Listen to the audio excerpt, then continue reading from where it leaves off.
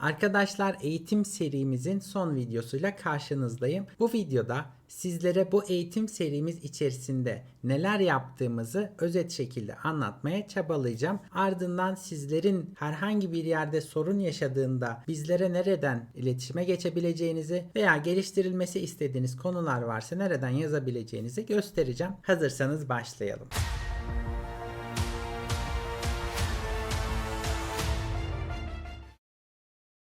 Arkadaşlar bu eğitim serimizde internet sitemize giriş yapmayı öğrendik. Hesap oluşturma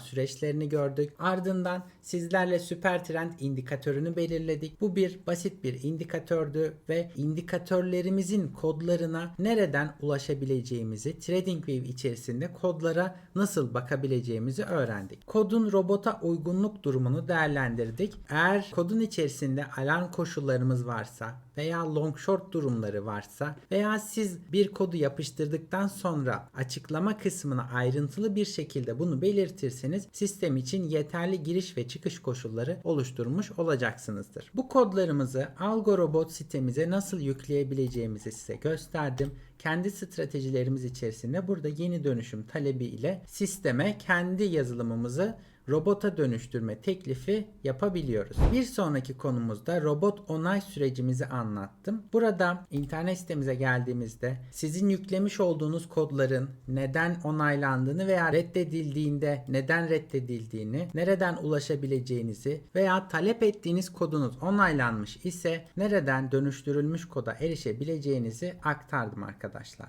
Robot kodlarımızı TradingView'e yükledik. TradingView'imizi açalım.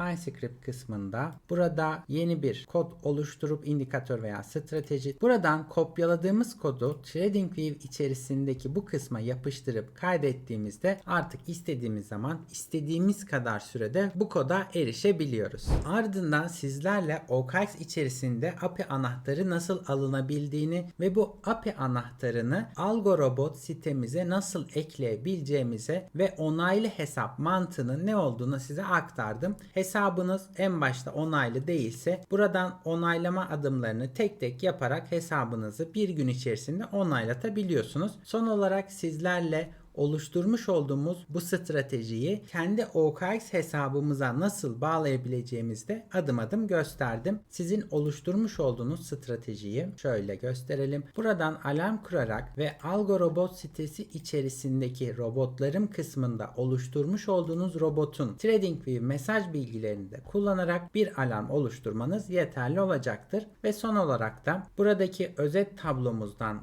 gelen veriler yardımıyla da OKX içerisinde yapılmış olan işlemlerin kar zarar durumuna, hangi işlemlerin ne kadar karlılık gösterdiğine veya işlem geçmişine bakarak bu strateji içerisinde siz bir sinyal gönderiyorsunuz ama bu sinyal başarılı mı iletilmiş, başarısız mı iletilmiş, bu durumlara da buradan bakabilirsiniz arkadaşlar. Arkadaşlar bu eğitim serimizde sizlerin yazılım bilgisi gerektirmeden basit bir şekilde adım adım nasıl kendi hayal ettiğiniz sistemleri robota çevirebileceğinizi ve çevirmiş olduğunuz robotları hesabınıza nasıl bağlayabileceğinizi anlatmaya çabaladım. Herkese izlediği için teşekkür ederim. Umarım sizler için faydalı bir seri olmuştur. Kendinize çok iyi bakın. Herkese bol kazançlar dilerim. Bir sonraki eğitim içeriğimizde görüşmek üzere.